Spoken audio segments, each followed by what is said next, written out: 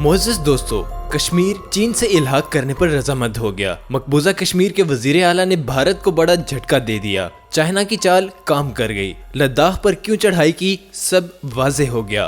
कैसे तुर्की के सदर रजब तैयब एर्दोगान ने मोदी और भारत को अक़वाम मुत्तहिदा में रुस्वा किया। कश्मीर के मसले पर आलमी बरादरी भी पाकिस्तान के मौक़िफ़ को तस्लीम करने लगी। चाइना ने लद्दाख में मजीद पेशकदमी करते हुए कश्मीर के मसले को हल करने का खुफिया प्लान तरतीब दे लिया। आने वाले दिनों में कौन सी अहम डेवलपमेंट्स होने जा रही हैं, आइए इस पर तफसीली बातचीत करते हैं।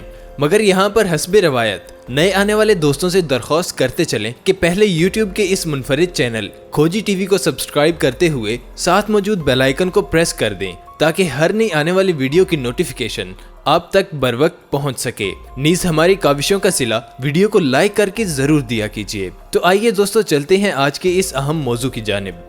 मोअज़्ज़िज़ दोस्तों, कश्मीर के सफीर के धाड़ने ने एक बार फिर से आलमी सियासत में हलचल पैदा कर दी।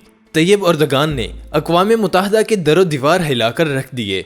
भारत तिलमिला उठा और दौरान तकरीर भारतीय शरपसंद हुकूमती एहलकारों ने आलमी फॉर्म से भी मुस्लिम लीडर यानी तैयब एर्दोगान के खिलाफ प्रोपेगेंडा करने की कोशिश की, मगर अल्लाह के फजलो करम से दुश्मन अपनी चालों में नाकाम रहा।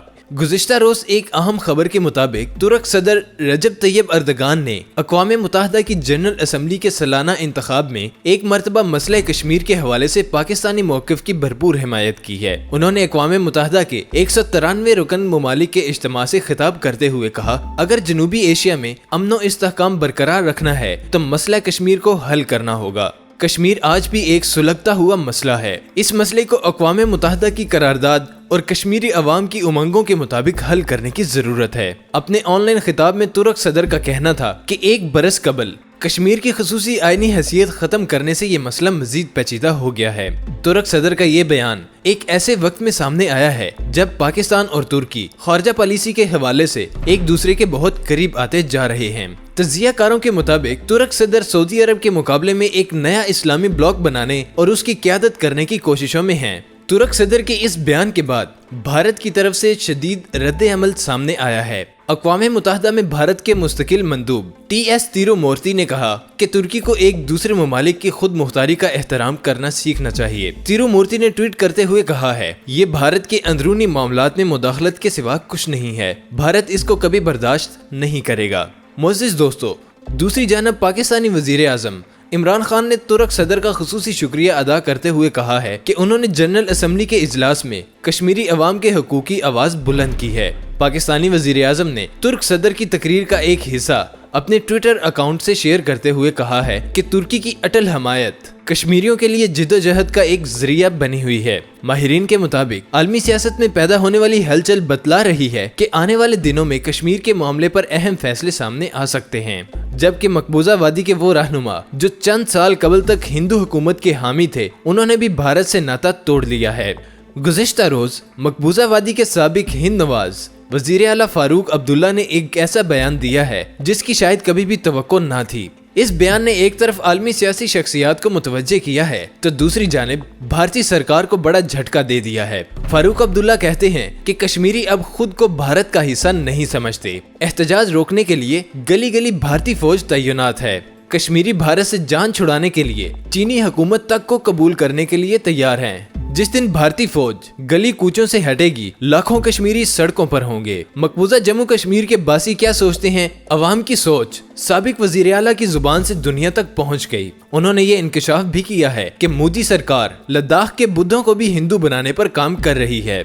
मकबूजावादी के साबिक वज़ीर आला फारूक अब्दुल्ला ने कायदे आज़म मोहम्मद अली जिन्ना का जिक्र करते हुए ये भी कहा कि जब नेहरू ने जिन्ना को मुत्तहिदा हिंदुस्तान के वज़ीर आज़म बनने की पेशकश की तो उन्होंने इनकार कर दिया था, क्योंकि कायदे आज़म मोहम्मद अली जिन्ना को ये पता था कि हिंदू उन्हें कबूल नहीं करेंगे और चंद दिन बाद उन्हें निकाल कर बाहर करेंगे।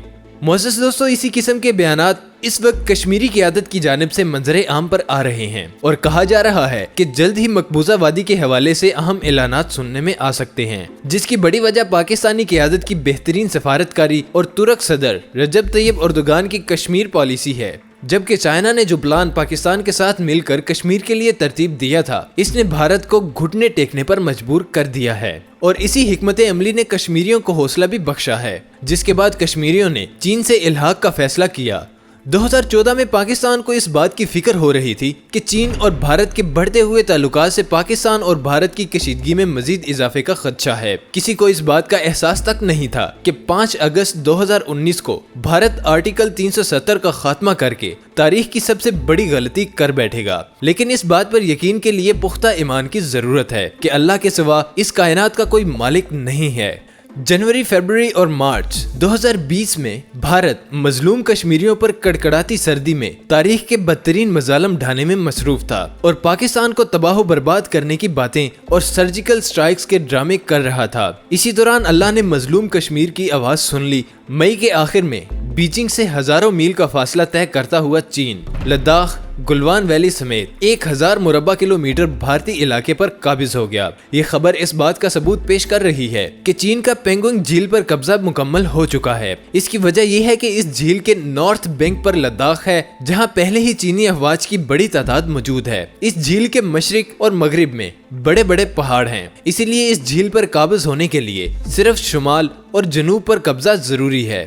دوستو، بھارتی عسکری اخبار دی وائر کا کہنا ہے کہ چین بھارت کے 90,000 اسکوائر کلومیٹر کے علاقے پر براجمان ہے۔ اسی اخبار کا کہنا ہے کہ 6 سال قبل مودی اور شی جی پنگ کے درمیان بہت بلند و بالا تعلقات کا شور شرابہ تھا۔ اخبار نے خبر کی تفصیل میں لکھا ہے کہ 2014 میں بھارتی وزیر اعظم اور چین کے صدر احمد آباد دہلی میں ایک ڈنر کے دوران جھولا جھولتے ہوئے دنیا کو یہ بتاتے رہے کہ چین اور بھارت ایک دوسرے کے قریبی دوست ہیں۔ اخبار نے تصویر بھی شائع کی ہے، لیکن آج بھارت کی سرزمین کو چین نگلتا جا رہا ہے۔ عوام اور اخبارات کی شدید تنقید کے بعد بھارت نے ایک دفعہ پھر امریکہ سے رابطہ کیا اور اب یہ بھی اطلاعات آ رہی ہیں کہ امریکہ F-35 سپر سونک ایٹمی میزائل سے لیس جہاز بھارت کو دے رہا ہے، اور اس کے لیے امریکہ اور بھارت میں معمولی مذاکرات کے بعد امریکی انتخابات سے قبل جہاز بھارت کو دینے کی تیاری کی جا رہی ہے کہ بھارت نے امریکہ میں مقیم اپنے شہریوں سے کہا کہ وہ 3 نومبر کے انتخابات میں صدر ڈونلڈ ٹرمپ یا جو بائیڈن میں سے کسی کو پسند کریں اور ووٹ دیں۔ اسی سلسلے میں بھارتی پریس ریلیز امریکہ میں بھارتی نژاد شہریوں کو تقسیم کی جا چکی ہے۔ دوسری جانب چین نے کہا ہے کہ اگر ایشیا پیسیفک کے ممالک جن میں تائیوان، فلپائن، جاپان، ویتنام، جنوبی کوریا، سنگاپور اور انڈیا شامل ہیں کو F-35 بمبار طیارے اگر امریکہ نے دیے تو چین اس بات پر آزاد ہوگا کہ وہ زیان S-20 سپر سونک اور میزائل کو سمندر اور ہوا میں داغنے کی صلاحیت رکھنے والے جہاز فوری طور پر اپنے اتحادیوں کو فراہم کر دے گا۔ اس سلسلے میں چین کے اعلیٰ حکام کی جانب سے جاری پریس ریلیز کے مطابق چین نے دسمبر 2019 کے آخر میں زیان S-20 جہازوں کو اپنے اتحادیوں کو دینے کی تیاریاں مکمل کر لی تھیں۔ دوستو، ہمیں امید ہے کہ آج کی یہ ویڈیو آپ کو بہت پسند آئی ہوگی۔ ویڈیو پسند آنے کی صورت میں اسے لائک کیجئے، دوستوں کے ساتھ فیس بک اور واٹس ایپ اور دیگر سوشل میڈیا پر شیئر کرتے ہوئے ہماری حوصلہ افزائی بھی کیجئے۔